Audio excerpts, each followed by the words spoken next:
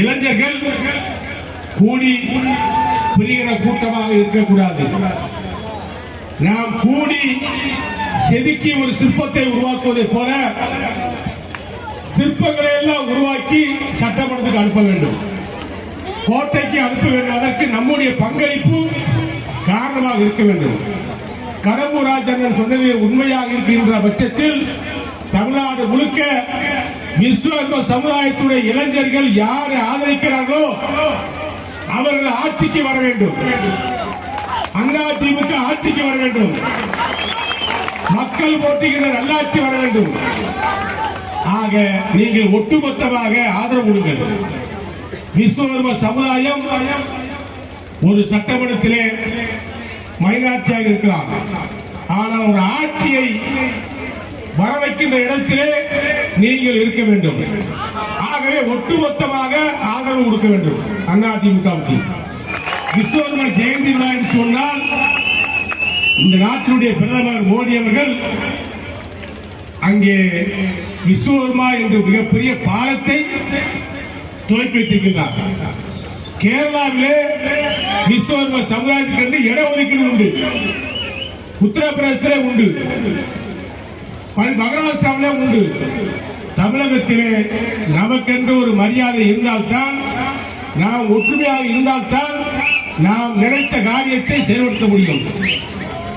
நமக்கென்று ஒரு வரலாறு உண்டு. நியாயத்துக்காக நேர்மைக்காக போர்க்களத்திலே சண்டையிடக்கூடியவர்களுக்கு கத்திகளும் வேல்களும் வாள்களும் அடித்துக் கொடுக்கின்றவர்களாம். அடித்துக் கொடுப்பவர்களுக்கு கையில் எடுக்க தெரியாதா? கையில எடுக்கின்ற வாளை வீச தெரியாதா? வீசுகின்ற வாள் நம்ம எதிர்ப்பவருடைய தலையை கொய்யாதா? நம்ம எதிர்ப்பவர்கள் யாராக இருந்தாலும் எவராக இருந்தாலும் சரித்திரத்தே இருக்கிறார்கள் ஆக்குவோம். அது எந்த உயரத்தில் இருந்தாலும் சரி, அது எவராக இருந்தாலும் சரி, அதற்கு இந்த கோவில் பட்டியலே வீர முழக்கமாக நான் சொல்கிறேன். நம்மை நம்புகிறவருக்கு நாம் உயிர் கொடுப்போம்.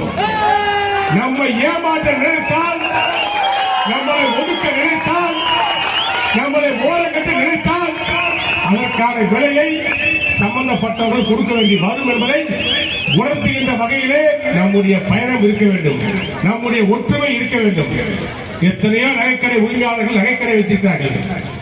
காவல் நிலையத்தை சேர்ந்தவர்கள் எல்லோரும் சில பேர் ஒரு திருட்டு கூட்டி நகைக்கடைகள் நகை கொடுத்து சொல்லுவாங்க.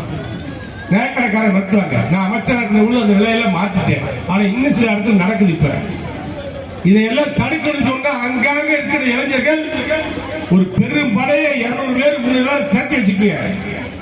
எந்த நேரத்தில் எனக்கு நீங்க போர் போட்டாலும் கோவில்பட்டியல்ல 9 மணிக்கு நான் வர தயார். தொழில் பண்ணி பிழைக்கிற நகை தொழிலாளர்கள் பொழப்பை கெடுக்க நினைத்தால் உன் பிழைப்பு தெருவுக்கு வந்து அது யாராக இருந்தாலும் சரி, நியாயமாக இருக்கக்கூடிய நல்லவர்களுக்கு துணையாக இருங்கள், உதவியாக இருங்கள், ஊருக்கு உறுதுணையாக இருங்கள்.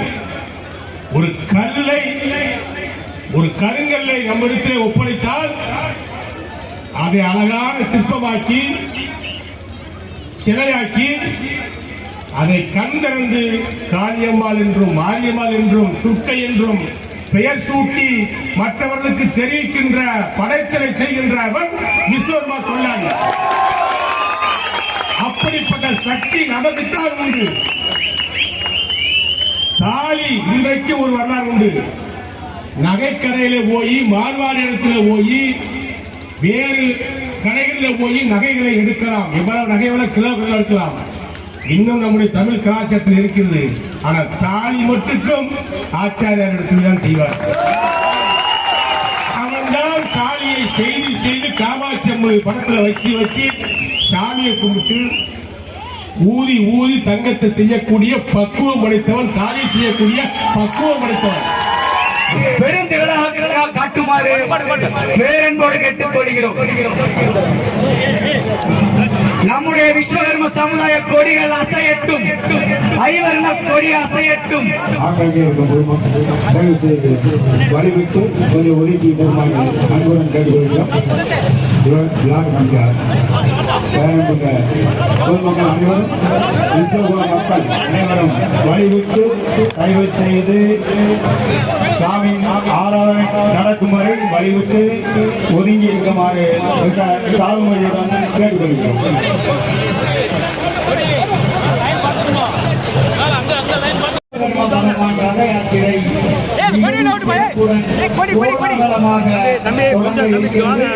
ஊர்வலத்தை தொடங்கி வைப்பதற்காக நம்முடைய அமைச்சர் கேடி ராஜேந்திர பாலாஜி அவர்களும் முன்னாள் அமைச்சர் கேடி ராஜேந்திர பாலாஜி அவர்களும் நம்முடைய சட்டமன்ற உறுப்பினர் கடம்பூர் செயலாளர் அவர்களும் தெரிவித்தார்கள். இந்த வேளையிலே தமிழ்நாடு எல்கேடி பேரவை சமூகேஸ்வரன் ஆச்சாரி அவர்களையும் நாங்கள் வருக வருகவென இந்த வேளையிலே வரவேற்கிறோம். அருமைக்குரிய நகர்மன்ற சேர்மன் கருணாநிதி அவர்களை வரவேற்கிறோம். நம்முடைய நகர்மன்ற உறுப்பினர் விஜயகுமார் ஆச்சாரி அவர்களையும் வரவேற்கிறோம்.